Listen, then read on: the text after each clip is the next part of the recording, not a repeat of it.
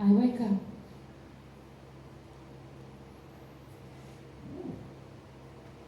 And I can't move. How peculiar, I think. The pain is now so bad throughout my entire body that I cannot move. The pain has made me lame. What to do? Same thing as ever. Through sheer stubbornness, I start to move my fingers. And it goes up through my arms. I can finally move my, it's excruciating, but I can move. And I get up, I get out of bed, and I do the same thing that I've been doing every morning for the past few months. I take the maximum doses of prescription-free medication, pain medication, that there is. I get dressed and I go into the Royal Academy of Sciences for my internship.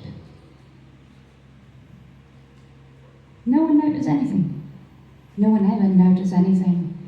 I carry out my duties, I do my research thingies about how research grants are meeting with global environmental goals.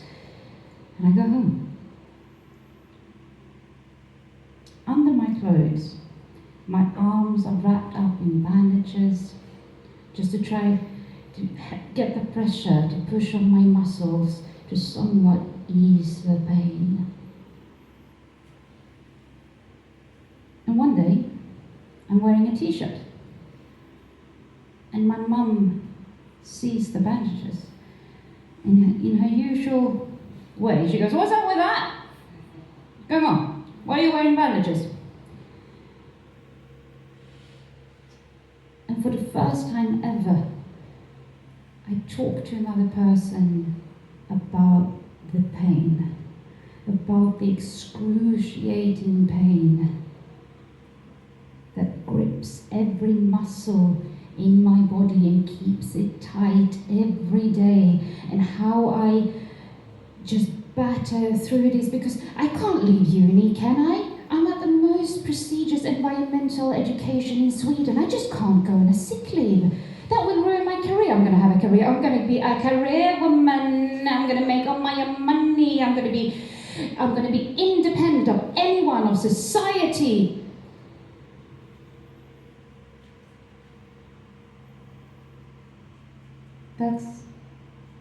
That's just not going to happen, is it? Because this is not going away. This is never going to change. This is only going to get worse as I age. And I probably won't live that long either, but you know. I have something called the Ehlers-Danlos syndrome, which means that my body does not know how to fold the collagen, the protein collagen properly. Collagen is the most common protein your body makes. 60% of all of the protein your body makes is collagen. And when that is fucked up, a lot of things is fucked up. My skin is like wet paper. It will break for anything. I will get bruises for anything. And every day, the dislocations, the knees, the hips, the shoulders, things just go bloop. And you go, sorry, I'm just gonna, put this back, I'm just gonna put that back. People go, aren't you in pain? I'm like, yes, of course I'm in pain. Of course it hurts all the time. But you know what? You won't notice. You won't notice until the days the pain is so bad that I'm actually limping. And then people go, you all right? You okay? When is this going to go away? Have you tried supplements? You tried yoga? Oh girl, you should try yoga. I go, fuck you.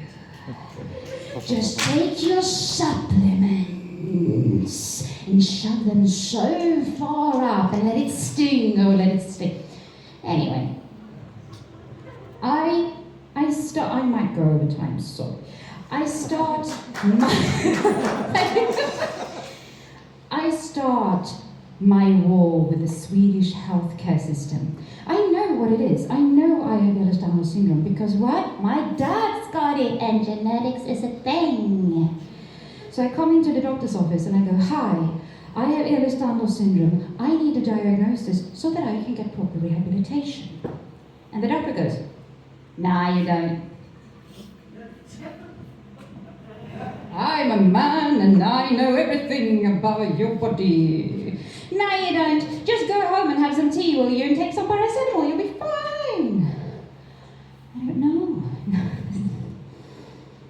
It takes me a year of that sheer stubbornness of headbanging against the doors of medical institutions to finally get a diagnosis. When I'm at the pain clinic and I'm telling them about what's happening, they go, oh, you know, Ehlers-Danlos syndrome is such a rare diagnosis, so the probability that you have it is so low, so even though you have all of the symptoms, we won't give it.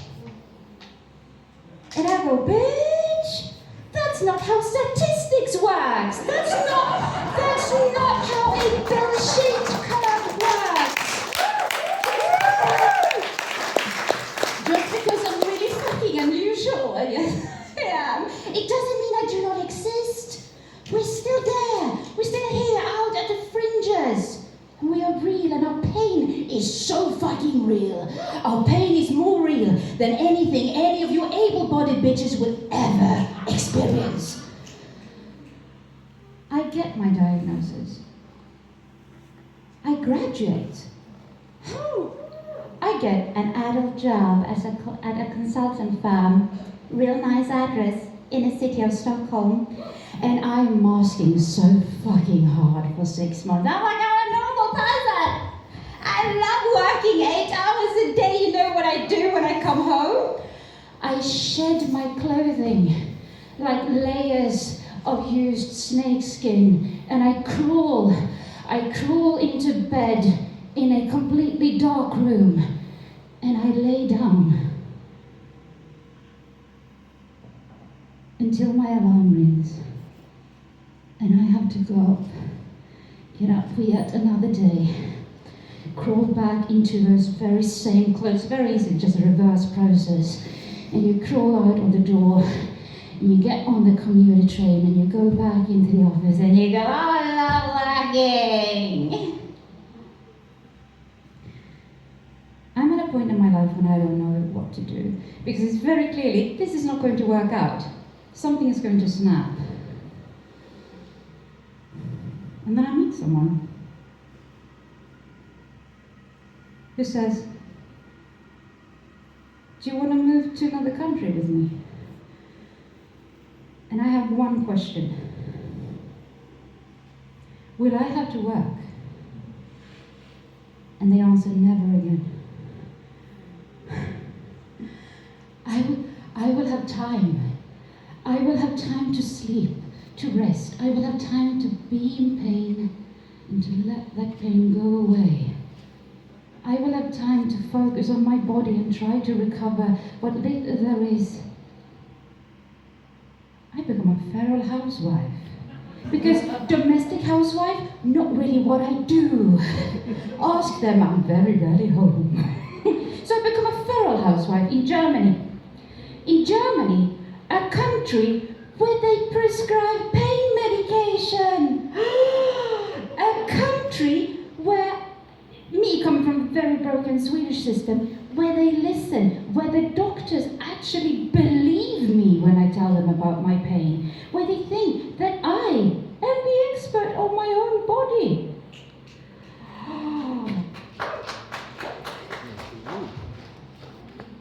We moved to Berlin. It's not for me. Live here a couple of years. Then we move on to München. More for me. And every day through my life, over the past decade, I have learned to ask people, and I'm still learning. This is still a process. I am so stubborn and so proud, and I've always been so self-sufficient and independent. It is so hard to ask for help.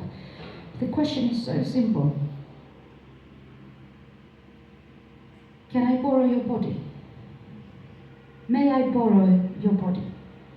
I cannot lift heavy things. I cannot carry groceries home from the store. I cannot lift a skillet with food. I cannot run.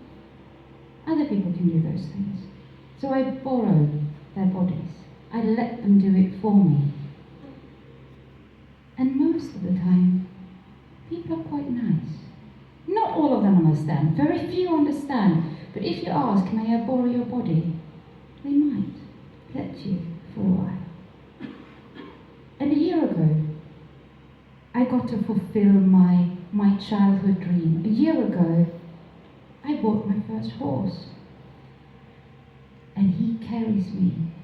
He lets me borrow his body. And he carries me out into the forest. The forest, the place where I find peace. And it's quite okay. And tonight, I'm doing something I've never done before. I have never been in a space like this before with other disabled people. I have told stories on many stages, but this is very special. And I feel that you understand, and that I have been able to understand your stories in a way that I have never experienced. So thank you. Thank you all so much for being here and listening to my story.